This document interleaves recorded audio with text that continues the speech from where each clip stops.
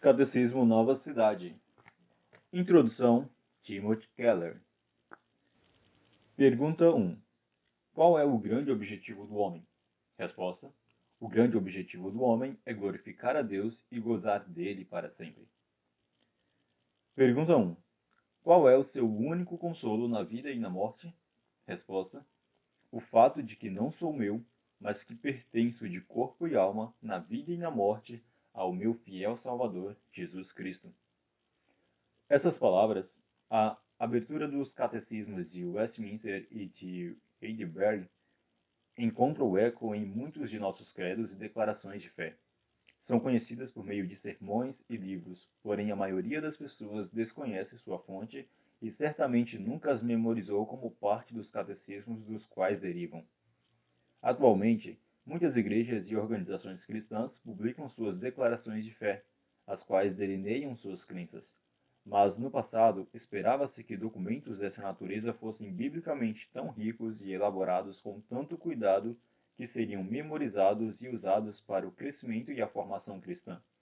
Eram escritos em forma de perguntas e respostas e denominados catecismos, do grego katechen, ou seja, ensinar oralmente ou instruir com as palavras da boca.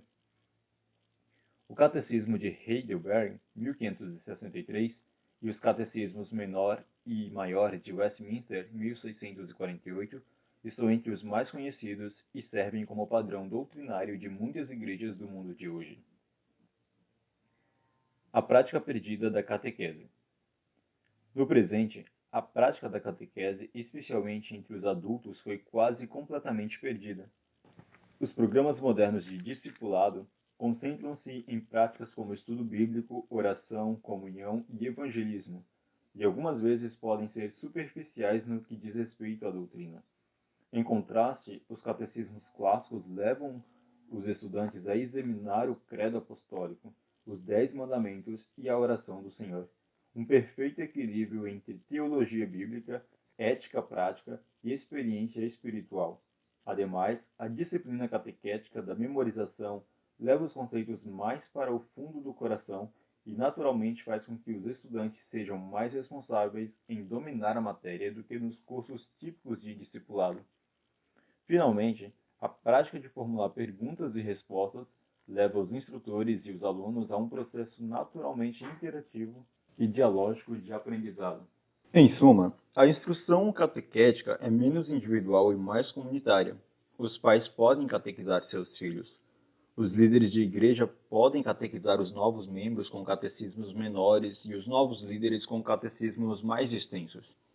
Devido à riqueza do material, as perguntas e respostas catequéticas podem ser integradas ao próprio culto público, em que a igreja como corpo confessa sua fé e responde a Deus com louvor.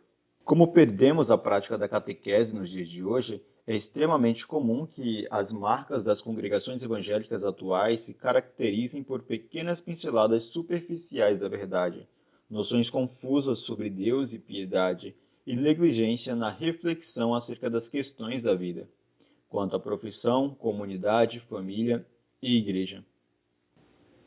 Por que escrever novos catecismos? Existem muitos catecismos antigos excelentes, atestados pelo tempo. Por que então dedicar-se a escrever novos catecismos? Na verdade, algumas pessoas podem suspeitar da motivação de qualquer um que queira fazer isso. Porém, a maioria das pessoas não se dá conta de que constituía uma prática considerada normal, importante e necessária às igrejas continuamente produzirem novos catecismos para o próprio uso. O livro de oração comum da Igreja Anglicana incluía um catecismo. As igrejas luteranas tinham o Catecismo Maior e o Catecismo Menor de Lutero. As antigas igrejas escocesas, embora tivessem o Catecismo de Genebra de Calvino, de 1541, e o Catecismo de Heidelberg, 1563, prosseguiram produzindo e utilizando o Catecismo de Craig, 1581, o Catecismo Latino de Duncan, 1595, e o Novo Catecismo, 1644, antes de, por fim, adotarem o Catecismo de Westminster. O pastor puritano Richard Baxter, que ministrou em Kidderminster, cidade do século XVII, Queria treinar os chefes de família a sistematicamente instruir seus lares na fé. Assim, ele escreveu seu Catecismo da Família, que foi adaptado para a capacidade de seu povo e trouxe aplicação bíblica a muitos assuntos e questões que o seu povo enfrentava na época. Os catecismos eram escritos com pelo menos 3 propósitos. O primeiro era apresentar uma exposição abrangente do Evangelho, não só para explicar claramente o que é o Evangelho, mas também para mostrar os elementos constitutivos em que se baseia, como, por exemplo, as doutrinas bíblicas de Deus, da natureza humana, do pecado e assim por diante.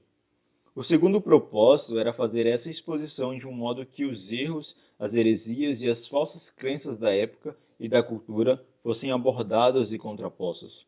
O terceiro propósito, mais pastoral, era formar um povo distinto, uma contracultura que refletisse a semelhança de Cristo, não somente no caráter do indivíduo, como também na vida comunitária da Igreja.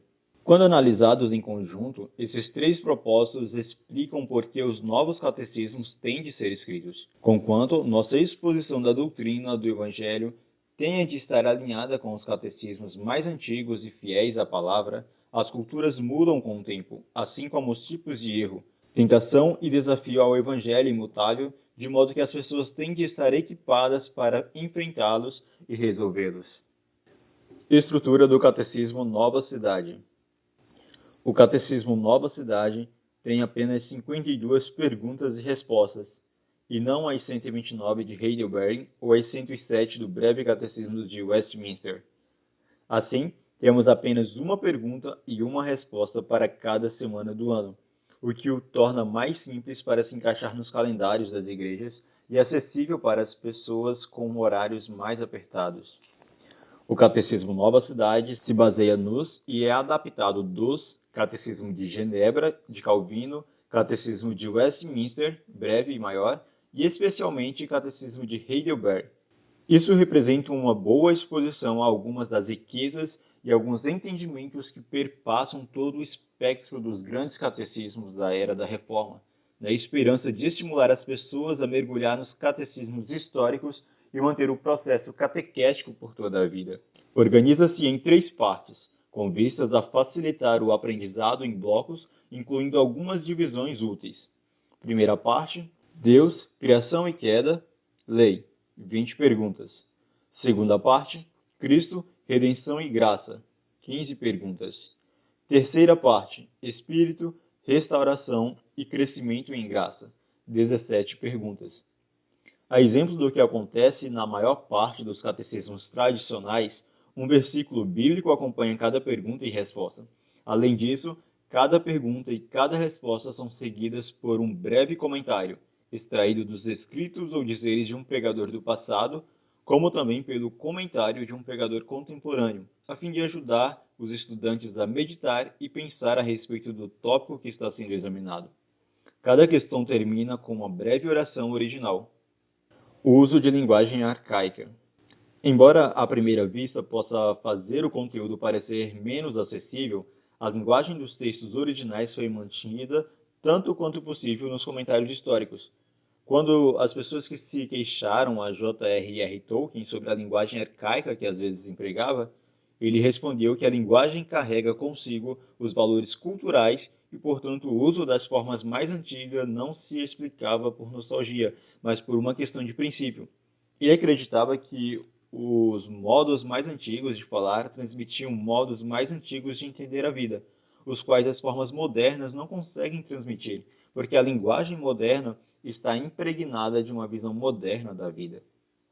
Por essa razão, exceto nos casos em que as palavras não estejam mais em uso corrente, tornando-se assim incompreensíveis, nesse caso elas foram substituídas por elipses. A linguagem e a ortografia, no original em inglês, dos autores originais foram mantidas nos comentários históricos. Ocasionalmente, essa linguagem se reflete também nas perguntas e respostas em que as formas mais poéticas ajudam na memorização. Como usar o Catecismo Nova Cidade? O Catecismo Nova Cidade consiste em 52 perguntas e respostas, de modo que o jeito mais fácil de usá-lo é memorizando uma pergunta e uma resposta a cada semana do ano. Como tem intenção dialógica, é melhor aprendermos aos pares, em família ou em grupos de estudo, capacitando-nos a treinar uns aos outros nas respostas, não só uma de cada vez, mas quando tiver aprendido 10 delas, repetidas, depois 20 e assim por diante. O versículo da Bíblia, o comentário escrito e a oração associados a cada conjunto de pergunta e resposta podem ser usados como instrumento devocional em determinado dia da semana, a fim de ajudá-lo a refletir e meditar sobre as questões e aplicações que surgem das perguntas e respostas. Os grupos podem decidir dedicar os primeiros 5 a 10 minutos do tempo de estudo a olhar em conjunto apenas uma pergunta e uma resposta, completando assim o catecismo em um ano. Ou talvez prefiram estudar e aprender as perguntas e respostas em um período previamente combinado, como, por exemplo, decorando 5 ou 6 perguntas por semana e se reunindo para fazer perguntas uns aos outros e discutir as questões, como também os comentários que as acompanham. Dicas de memorização. Existe uma variedade de métodos para guardar na memória os textos, e algumas técnicas são mais adequadas a certos estilos de aprendizagem que outras. Alguns exemplos incluem: leia em voz alta a pergunta e a resposta e repita, repita, repita e repita. Leia a pergunta e a resposta em voz alta e tente repeti-las sem olhar. Repita. Leia em voz alta todas as perguntas e respostas da primeira parte, depois da segunda parte e em seguida da terceira parte. Enquanto caminha de um lugar para o outro, a combinação de movimento e fala fortalece a capacidade da pessoa de se lembrar do texto. Recorde o que você decorou, dizendo todas as perguntas e respostas da primeira parte, depois da segunda parte e em seguida da terceira parte.